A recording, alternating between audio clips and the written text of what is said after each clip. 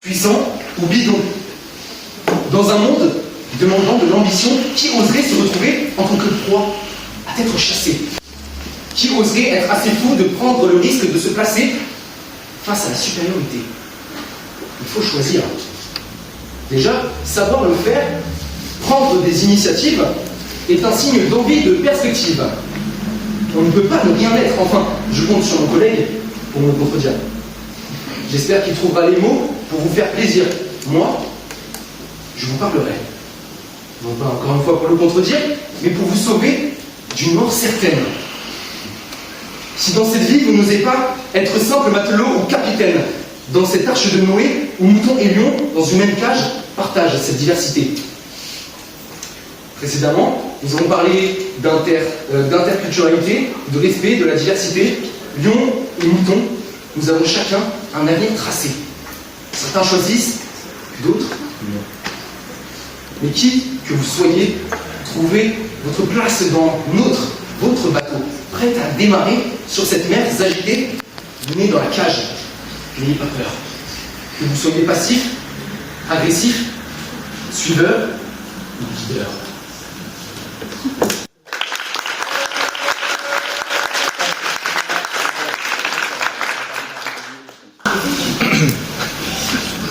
Je sais que la journée commence à se faire longue. Et cher jury, cher public, encore un petit effort et laisse-moi faire appel à ton imagination.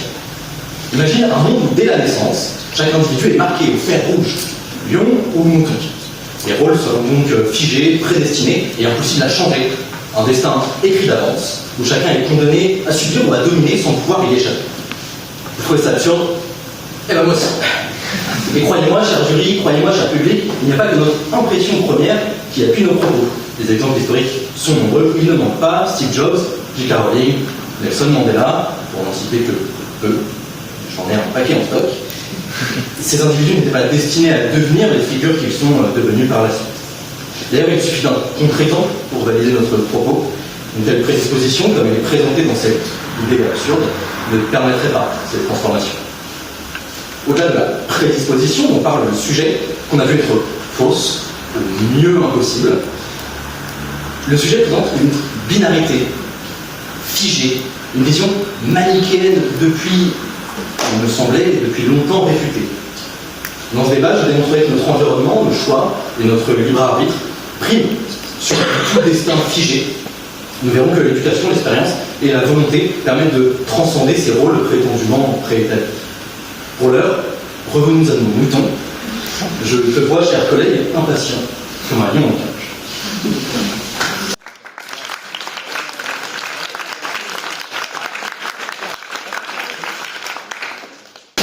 Alors, cher contradicteur, je tiens à te féliciter pour ton beau discours, mais je tiens à te rappeler, enfin, si tu as bien écouté mon introduction, que j'ai introduit le fait qu'on ne choisissait pas ce qu'on devenait.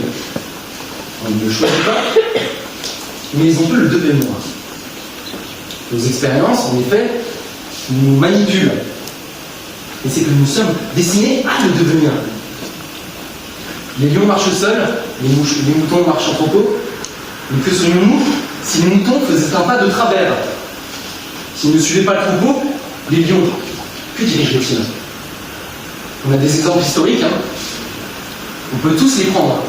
Depuis le début de l'humanité, une minorité dirige et une majorité respecte les règles. Comment expliquez-vous cela? Argument attendu, argument évident. Les dirigeants dirigent, les soumis restent soumis. Que fais-tu des révolutions? Que fais-tu de la Révolution française? Que fais-tu des soulèvements des peuples? Des révolutions, de la chute de l'apartheid, du printemps arabe? N'est-ce pas des moments où les soumis, où les moutons ont pu faire face aux lions, ont pu reprendre le pouvoir?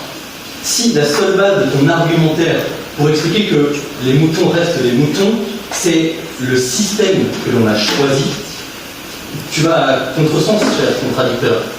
Alors, si je suis ton argument, c'est ce qu'on se répète, mais encore une fois, tu as utilisé un exemple différent, mais en effet, les moutons peuvent très bien devenir des lions ensuite. S'ils ont été introduits comme moutons dès le départ, qu'est-ce qui les empêche d'être lions plus tard? Mais on reste dans cette même catégorie, les lions ou les moutons. Ils sont moutons au départ et deviennent lions ensuite. Mais ils sont prédestinés à l'être. Et s'ils peuvent changer le cours de leur histoire et de passer de mouton à lion ou de lion à mouton, ils sont donc pas prédéterminés. C'est que l'on est prédéterminé à l'être directement. En effet, on peut être directement mouton, mais un mouton peut se démarquer des autres et aller dans le camp des lions ensuite. Dans tous les cas, nous sommes prédéterminés à être lion ou mouton. Je pense que le mouton nous en rond, alors il vaut mieux un silence, c'est devenu inutile. Mais tu précises dans ton argumentaire qu'un mouton peut devenir lion ou choisir de rester mouton. Il n'est donc pas prédestiné à être l'un ou l'autre. As-tu déjà vu un lion devenir ensuite un mouton? Un mouton peut faire une ascension, mais est-ce qu'un lion destiné à diriger se laissera faire? Et il ne se laissera pas faire, mais l'histoire nous a montré que beaucoup de dirigeants ayant un pouvoir pendant un court moment, face notamment au soulèvement des peuples dont j'ai parlé et dont tu n'as malheureusement pas répondu, se retrouvent dans des positions de soumis où ils perdent leur pouvoir. Alors ils se font submergés par cette masse. Alors je vous demanderai ensuite un exemple de politicien ou de lion devenu ensuite mouton. En effet, les moutons, s'ils ne suivent pas correctement le troupeau, la majorité prime sur la minorité. Mais la minorité dirige la majorité. C'est le cas de l'État français, avec un lion, des lions, et nous, le troupeau. Pourrions, nous, oser se clamer comme lion? Qui dirige? Je crains mal de suivre.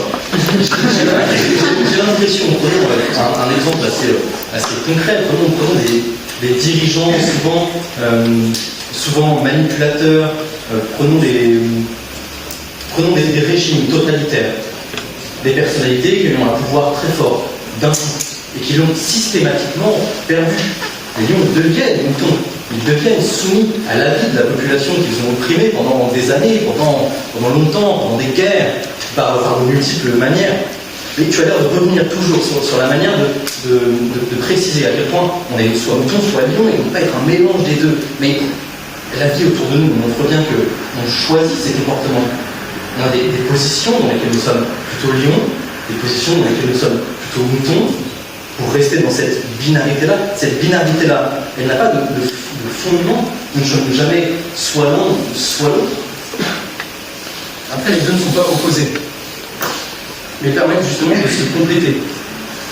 Comment faire le lion pour diriger si le mouton? Ce n'était pas la majorité. Vous avez parlé de soulèvement, en effet, mais dans la plupart des cas, lorsque les moutons se révoltent, les lions sortent les griffes. Le nombre de fois où nous avons pu voir des exemples historiques où la population a tenté de se révolter et a été corrigée par des militaires armés.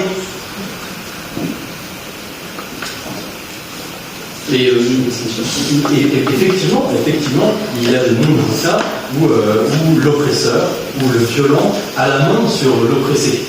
Mais le fait qu'il existe des exemples nous montrant qu'un lien peut être fait entre les deux, que cette binarité-là n'est pas manichéenne, qu'il s'agit d'une transition entre les deux. Ça suffit pour réfuter l'argument qu'il n'y a pas besoin d'être soit l'un, soit l'autre. On peut être les deux, à la fois, plusieurs fois, variés tout au long d'une vie, commencer à la naissance, maintenant d'une manière ou d'une autre, puis changer, faire face aux révolutions, mais aussi à son environnement social, à son environnement culturel. Comme tu l'as dit si bien au début, le sujet de ce matin est juste... La positive, vous pouvez conclure. Alors, je finirai par vous dire, dans ce monde déconstruit, où tout le monde cherche sa place, lions et moutons ne sont pas de simples classes. Ils sont ce qui nous permettent d'être, d'exister et d'affirmer sa place dans la société. Qui que l'on soit.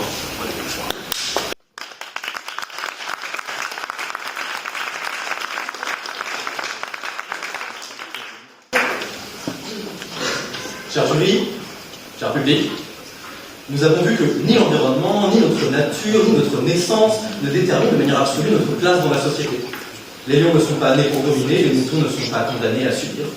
Chacun d'entre nous possède la capacité de choisir, de se réinventer, de dépasser les limites apparentes.